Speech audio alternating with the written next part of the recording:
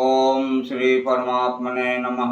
कृष्णाय वासुदेवाय हरे परमात्मने प्रणतक्लेशनाशाय गोविंदाय नमो नमः। प्रिय मित्रों, मैं उपेंद्र नारायण मिश्र यूट्यूब चैनल के माध्यम से आप सब लोगों का हार्दिक स्वागत करता हूं, अभिनंदन करता हूं। प्रिय मित्रों, आज मैं आप लोगों को एक ऐसे विशेष त्यौहार के विषय में बताने जा रहा हूं जो कि बहुत ही लाभकारी है और उस व्रत को करने से सभी स्त्रियां अपने मनोवांछित फल को प्राप्त करती हैं। प्रिय मित्रों, जो भी सौभाग्यवती स्त्री हैं अपने पुत्र की कामना के लिए ऐसे व्रत रखती हैं जो कि बहुत ही कठिन होता है और माताएं इतना कष्ट सह करके अपने पुत्र की सुख कामना चाहती हैं और उस व्रत को बड़ी श्रद्धा और विश्वास के साथ करती हैं, जो कि बड़ा ही महत्वपूर्ण होता है। प्रिय मित्रों, कार्तिक के महीने में शुक्ल पक्ष में डाला छठ का बहुत बड़ा महात्म बताया गया है। इसको षष्ठी तिथि के रूप में भी जाना जाता है और ये त्यौहार लगातार 3 दिन तक चलता है। तो प्रिय मित्रों, इस वर्ष 2023 में 19 नवंबर 2023 को षष्ठी तिथि है और ये त्यौहार बिहार प्रांत में बहुत ही धूमधाम से मनाया जाता है। इसमें इस व्रत का सबसे बड़ा महात्म सूर्य भगवान की उपासना, सूर्य नारायण भगवान को अर्घ देने का बहुत बड़ा महात्म बताया गया है। तो प्रिय मित्रों, ये षष्ठी देवी और सूर्य नारायण भगवान का जो संबंध है वो बहुत ही आश्चर्यजनक है और ये प्राकृतिक रूप में भी अपने आप में महत्वपूर्ण रखता है। और ये षष्ठी देवी एक तरह से ये हम प्राचीन पौराणिक कथाओं के अनुसार सूर्य और षष्ठी देवी भाई बहन का संबंध माना जाता है और ये षष्ठी तिथि में जो माताएं व्रत करती हैं वो अपने परिवार के सुख समृद्धि के लिए, पुत्र के सुख समृद्धि के लिए ये कामना करती हैं। और क्योंकि इसमें सूर्य नारायण भगवान को अर्घ देने का विधान बताया गया है और ये षष्ठी देवी मूल प्रकृति के छठे अंश से प्रकट होने के कारण इनका नाम षष्ठी देवी पड़ा है। यह षष्ठी देवी कार्तिकेय जी की पत्नी भी हैं और षष्ठी देवी देवताओं की देवसेना भी कही जाती हैं। पौराणिक कथाओं के अनुसार षष्ठी देवी की पहली पूजा सूर्य नारायण भगवान ने किया था। तो इस प्रकार से षष्ठी देवी का पूजन करने से प्रत्येक स्त्रियों का जो भी मनोकामनाएं हैं वह पूर्ण होती हैं, संतान की रक्षा होती है और षष्ठी देवी को ब्रह्मा जी की मानसी पुत्री भी कहा गया है और इन्हीं को कात्यायनी देवी के नाम से भी कहा जाता है। और बिहार अथवा झारखंड प्रांत में स्थानीय भाषा में इसको छठ मैया भी कहा जाता है। और ये व्रत त्यौहार 3 दिन तक चलता है। और तीसरे दिन जिस समय सूर्य नारायण भगवान अस्त होते हैं, उस दिन सूर्य नारायण भगवान को दूध और जल अर्पण किया जाता है। और इस पूजा में पवित्रता का बहुत बड़ा ध्यान रखा जाता है।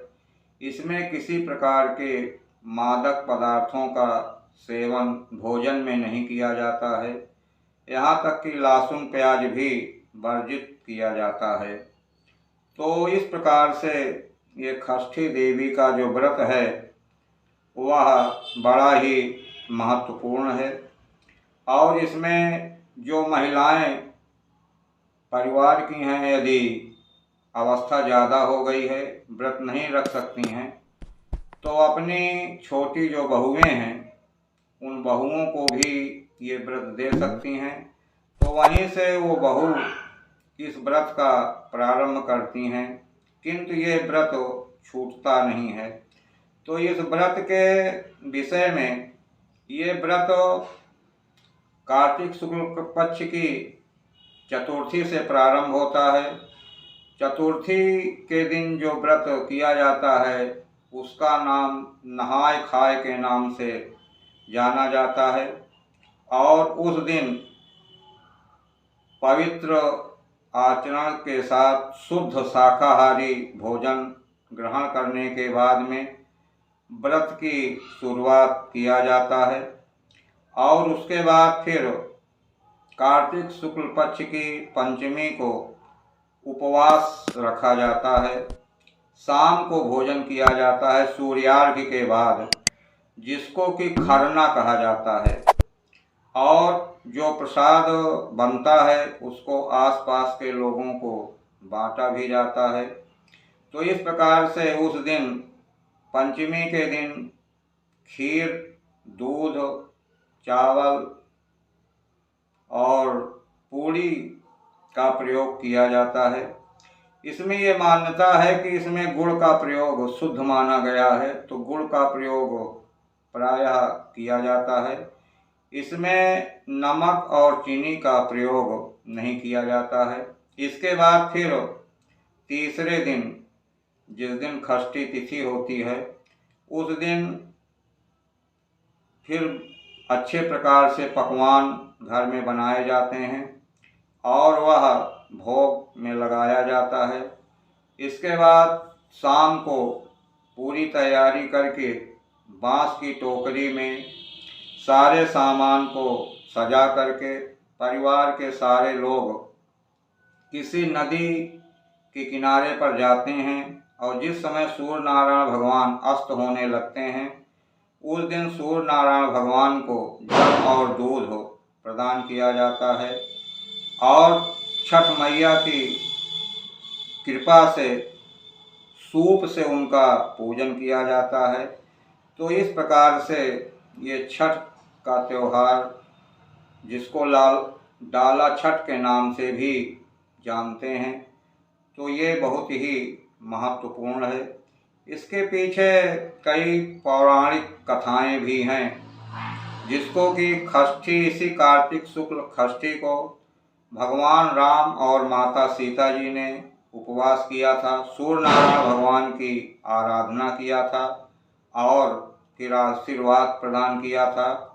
और दूसरी मान्यता महाभारत में ये कथा आती है कि कर्ण ने भी सूर्य नारायण भगवान की उपासना किया था और बहुत ही घनघोर कठिन तपस्या भी किया था।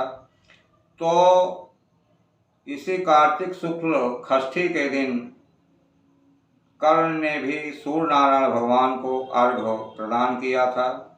और कुछ कथाओं के अनुसार पांडवों की पत्नी द्रौपदी ने भी सूर्य नारायण भगवान को अर्घ्य दिया था, पूजा किया था, अपने परिवार के उत्तम स्वास्थ्य और लंबी उम्र की कामना के लिए किया था।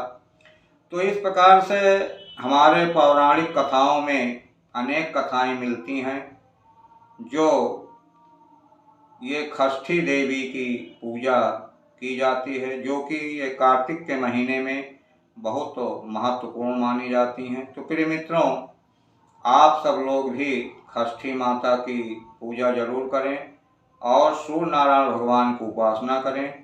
सूर्य नारायण भगवान को सायंकाल के समय जल और दूध का अर्घ देने से परिवार में सभी प्रकार की मनोवांछित फल की प्राप्ति होती है।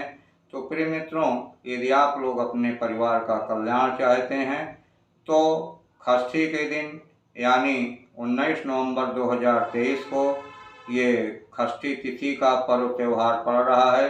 इसको आप लोग बड़ी श्रद्धा और विश्वास के साथ इसका मनाएं और पालन करें, तो आपके परिवार में सुख समृद्धि हमेशा बनी रहेगी और सूर्य नारायण भगवान की कृपा आपके परिवार के ऊपर बनी रहेगी।